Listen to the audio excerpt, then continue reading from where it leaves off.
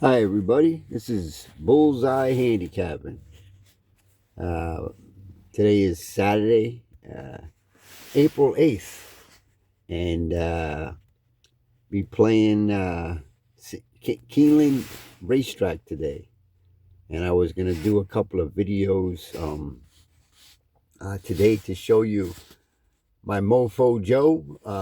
I've been playing for 50 years, and jockey weight handicapping, playing as few races as possible. As a horse player, we all have the burning desire to play because that's what we do. We just love to play. Um, and it's what we've chosen to be our experience of bliss, right? Is that the way to call it? Our experience of bliss, playing the horses. So today, what I want to do is I want to, you know,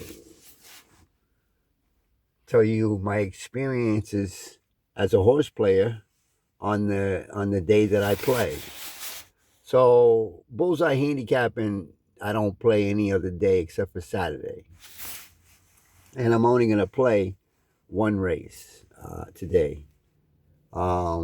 Yesterday I practiced a little bit because uh, time form gives you a free race a day, and they gave the Maker's Mile as a free race for Friday, and so I went ahead and I handicapped it, but with no intention to make an investment or to gamble. It was more just to go through the experience and see if the horse racing data information was going to come out as the actual story, the result, and see if it matched, to see if Keeneland, you could actually handicap and come up with, a horse that could wow you, and then, you give yourself a green light to continue. And my whole process is just that. It's looking at just the race, no string bets, bullseye. Bullseye means to make the experience laser focused on one thing, and that's what wows you in this race, and what's going to make you continue to become brave enough to go into your pocket and make an investment. You're not gambling anymore. I'm playing for 50 years. I don't want to gamble anymore, so I haven't played all week. I didn't play yesterday, even though I practiced. Um, uh, and I have no opinion, and I don't even want to watch anything that I don't have an opinion on, which is really good because you have to continually detach from something you did for 50 years. You uh, gracefully surrendering the youth. I mean, surrendering horse racing. There was a good quote called "Hang on tightly, let go lightly." Repeat that: Hang on tightly, let go lightly. Um, that's what you're doing. You're letting go. You're letting go of the fact that I'm not going to play every day. I'm not going to play like an insane maniac who has to play, and if he doesn't, he joneses. And actually, it's kind of crazy because for a while there, it was extremely difficult not to play. I was jonesing, and that's why I went and rubber band back and played because I couldn't take it. But now, after walking through the fire and realizing my own moment of truth that I don't want to do this anymore in a compulsive, addictive way. I don't want to swim out in the middle of the ocean and play thousands of races a year that I don't want to play. Now I only want to play 10% of the races that I've played, and that's in my case would be about 100. I mean, about 100 races a year versus 2,500 races a year. And it took me 10 years to do that, but really worth it because not only do you get your life back when you leave the horse racing bubble, um, you get serenity, you get different experiences, You learn how to be disciplined and frugal in the sense of what's important to you, and it's just a lot of good things.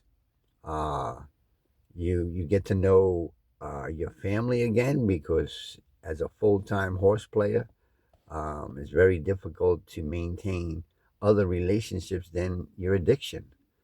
So again, I'm gonna go through. Um, uh, I'm gonna go through my process for the day, and then Do you have I cavities uh, or holes in your teeth? I Bad listen breath to or yellow teeth? Don't pull your a teeth lot of YouTube shows, Jeremy Plonk in particular for Keeneland, and it's just totally pleasurable. But I also like to start out with a song.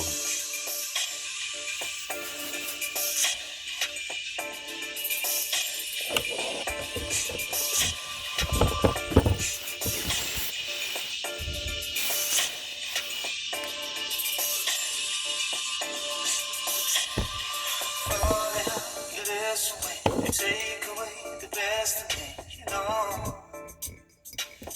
Oh, falling out, you wasted all the days you're gone, the best is when you know. Oh, we find it, go, turn around and look for a change, changes, you know, life's gone, no it's gone, turn around and look at what you chased, gonna reach,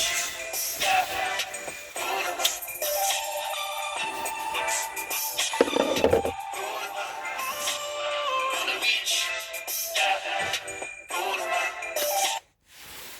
So that song is "Goal of Mine." I'm gonna reach my goal of mine. Um, I listen to a lot of music throughout the day because as a handicapper, you're watching the races from what, like 1 to 7, about 6 hours, and then you're handicapping about, I don't know, you can handicap anywhere from 5 to, for the Derby, you'd be handicapping, God, almost weeks, a month, um, because of the fact that it's just what you love to do. It's no different than any other addiction where the person's a workaholic or person's, just whatever it is. We human beings love to do things in excess. That's what we do. We do things in excess. But if you want to be a winner in the game we all love called horse racing, you have to become disciplined. You have to sacrifice. You have to skip races. And the other thing is you got to learn to do a physical activity. Whatever. I'm a dancer. I do kung fu, katas, and I do that for like 6 hours a day now, probably 4 hours a day. But as I get older and older, I also rollerblade. I walk. I hike. I camp. I do a lot of other things now, whereas before all I did was play the horses. So you gotta again walk through that fire like I was speaking about, and get out of the ocean and get to the land where there's no wobbling, where there's no hesitation, where there's no doubt, where there's no changing your mind, where there's no doing something that you don't even know what the hell you're doing. Again, it's not about the racing form after 50 years. It's not about horse racing data after 50 years. It's about a felt sense. It's about letting the bet make you. It's about you teaching yourself to become a winner. I've looked at hundreds of tapes about people who are winners because I want to be a winner. The last thing I do before I leave this world is I want to be a winner. And what is being a winner? Having enjoyable horse racing experiences, uh, and only enjoyable horse racing experiences versus gambling every day, gambling and gambling and gambling and gambling and gambling. I want more. I want more. There's a song in there by Faithless. I want more. I wish I could just pop it up here. Um, uh, it's just great because it just says exactly what that is. Let me just see if I can get that. Probably not, but it's part of my list. But here's I think that if you play on a regular basis, this is an appropriate song I'm going to play in a few minutes. But again, you know, as a horse player, you got to understand that the game is not about, um, I got to play, I got to play, I got to play. I want more, I want more, I want more. It's got to be about, regimenting yourself and being disciplined and knowing exactly, what to do because, it was your plan. Like my plan is to play only on Saturdays. My plan is to only play on Saturdays. So if I do that, I'm a winner right off the bat. I'm a winner right off the bat because I'm doing what I want to do. I'm doing what I plan to do.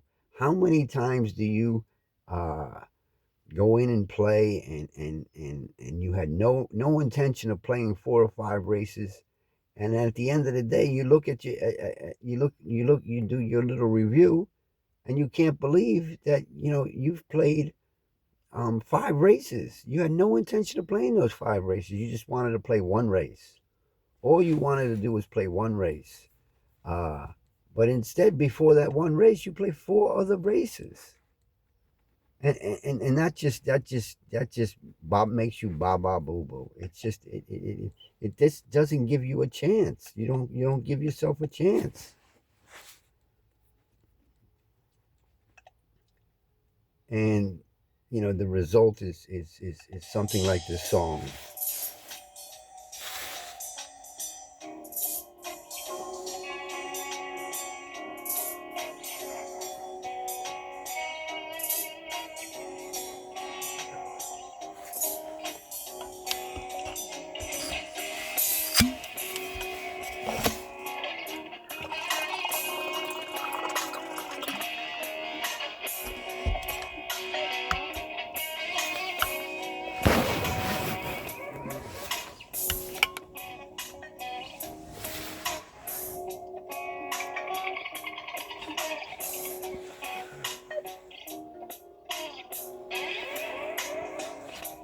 How did I get so far gone?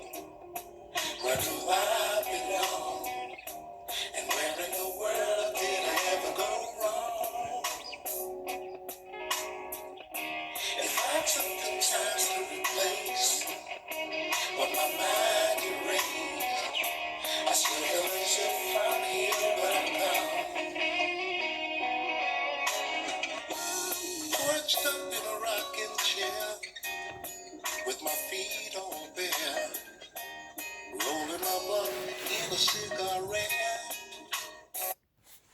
Yeah, so it's all but gone. That's the name of the song. It's called All But Gone.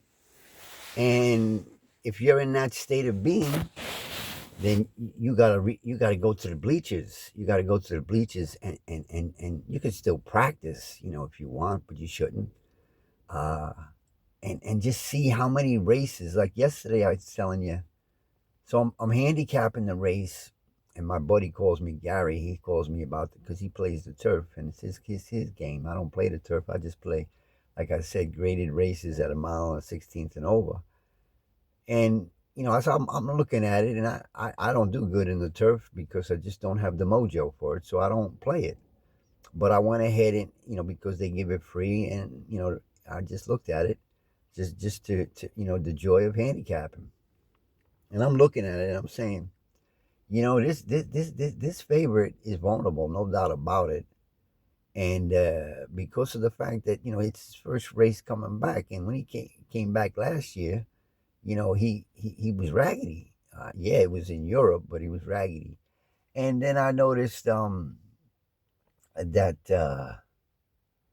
Appleby, he's a top trainer, no doubt.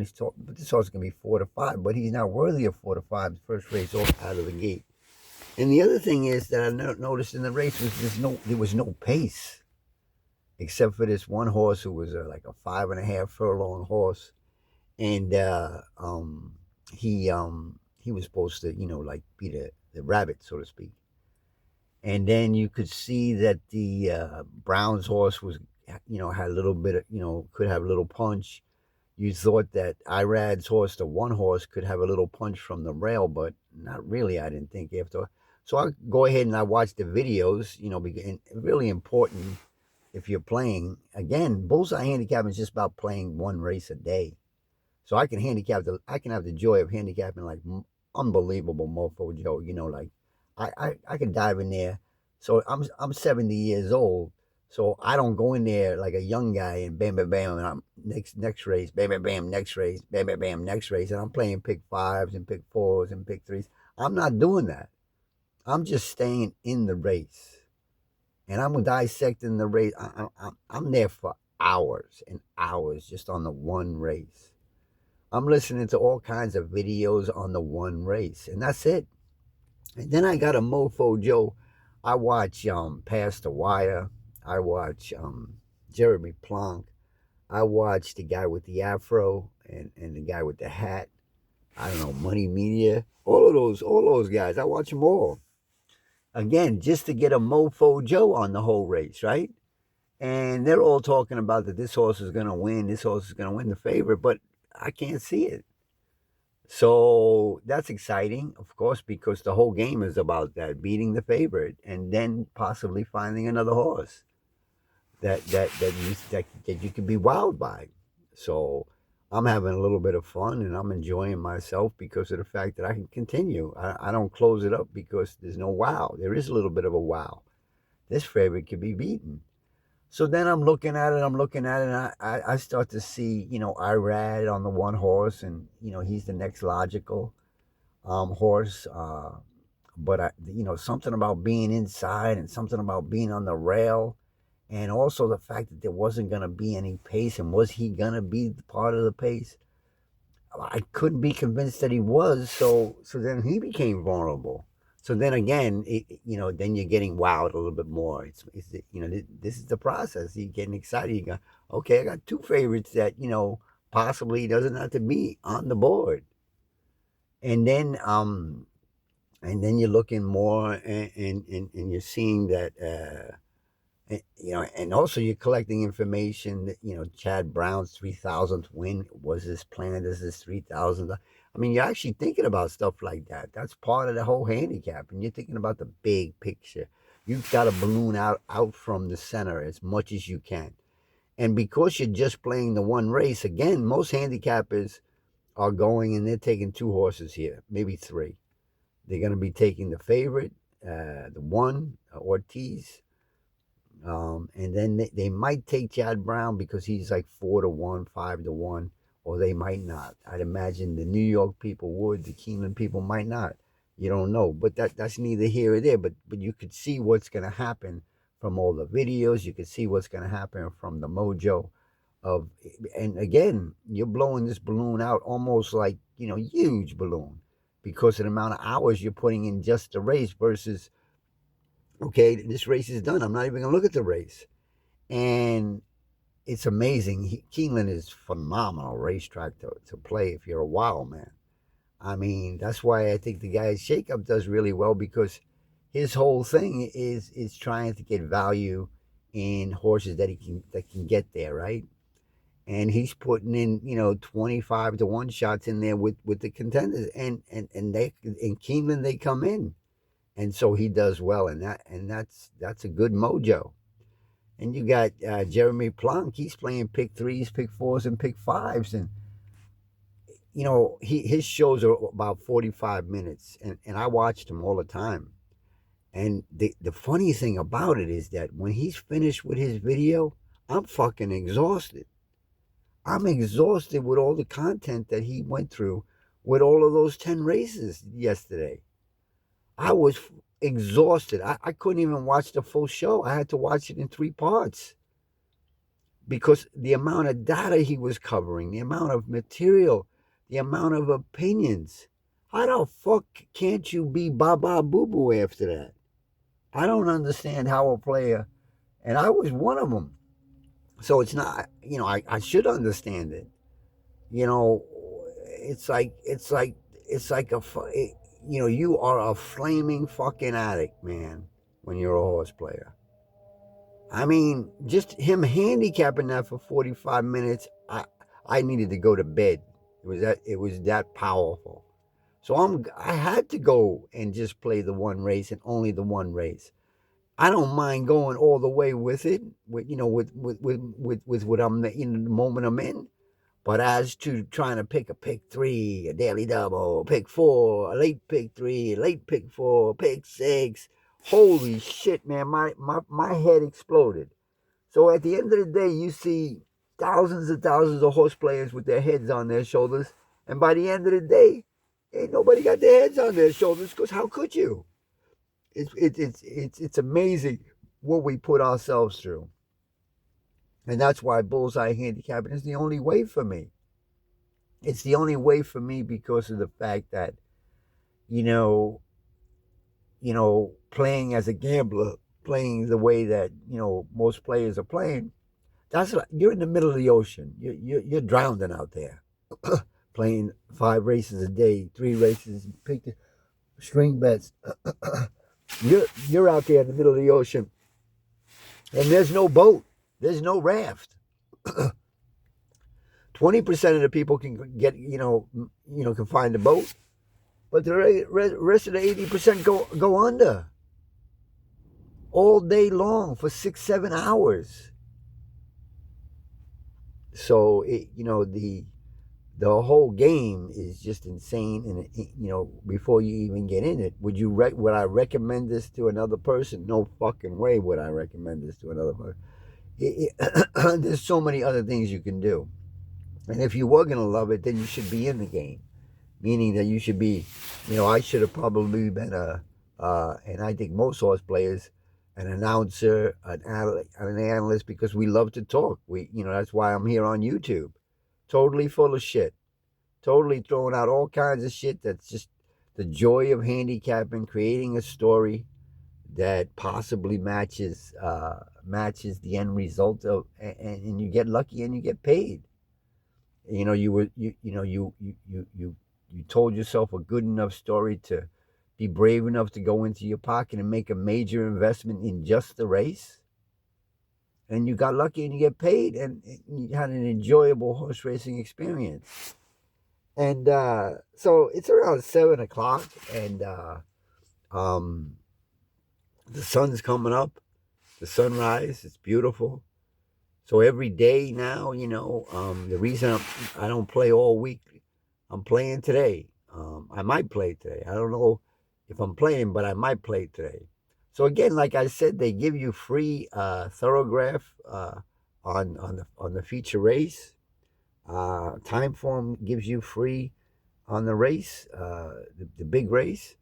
I downloaded the whole Timeform just to see and follow the day.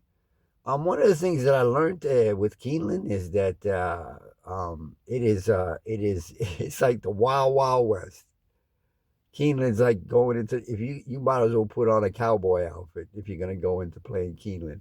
Put on your hat, put on your leather suit, put on your buckle and your shooting guns, and go to town, man. Wild wild west.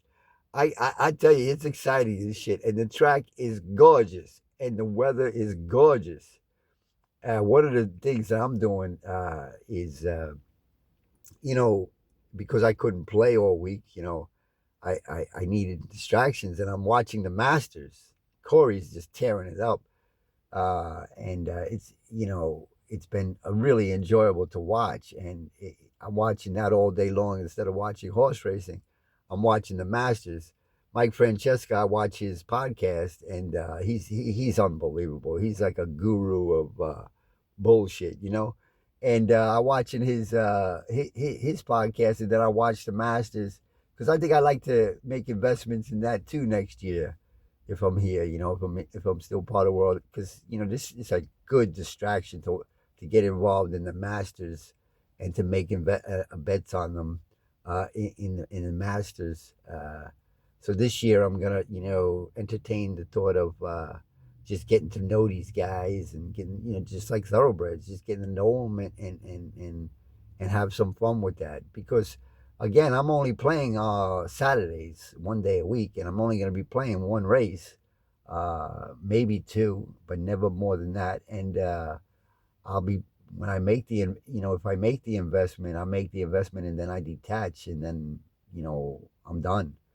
But again, I'm only going to make the investment if I'm wowed, if I see something, in the on the horse racing data or on the track or what somebody says or again, I'm only going to be playing one race. I probably won't be playing much of the early part of the card, but I'll be watching it just for the mofo, Joe. Um, now I'm going to go over to karate studio and dance for a couple of hours. I've already danced a half hour. Basically, I do that, and I recommend you guys do that. It's basically just to cleanse yourself. Physical movement of any sort. I'm 70 is really good not only for you physically, but more importantly for you mentally because you get out of yourself and you shake out all the bullshit of the world, and any negative experiences that you had yesterday. If you didn't do well, you get rid of that. That don't mean anything anymore. That has nothing to do with anything anymore. You erase it. One of the things you have to have as a horse player is a giant eraser. I always had a giant eraser, and dancing is the way to erase. You erase all of that. You just shed. You shed all of the negative experiences from yesterday off, and you get reborn into your new day. For me, I don't have to shed anything, but I still do dance because I like to smile. I like to energize my being. My program is get up, get out, get energized, and that's what I do every day. Because I'm appreciative to the fact that I'm even here. I'm 70 years old. What the fuck am I even doing here? I'm 70 years old and I'm doing exactly what I want to do in most cases for the first time in my life. I'm doing what I want to do, when I want to do it, how I want to do it. I mean, that's a winner. You're a winner if you're doing what you want to do, and you're a winner if you're doing what you want to do and you're doing it correctly. And that's bullseye handicapping, jockey weight. Jockey weight means shedding negative experiences, reducing the amount of play that you put into the game, getting off the court, getting out of going into the bleachers, and then getting out of the horse racing bubble. Like I'm going to go, like I said, to visit my friend at the karate studio and hang out with him for a couple of hours. And that'll be around, what, 1 o'clock? So again, you got to do other things, and then I'll come back and I'll tell you the second process of my day, and show you a day at the races with jockey weight handicapping, bullseye process. One race, two races, that's it. Only playing the race, no daily doubles, no pick threes, and give you insight on a person who's playing for the day, who's been playing for over 50 years, and just sharing it with you. And I like to give out my number if anybody ever wants to say hello. I'm 475-279-5398. It's part one of a day at the races with Bullseye Handicapping. All right, like I always say, what Harvey used to say is, may the horse be with you. Bye now.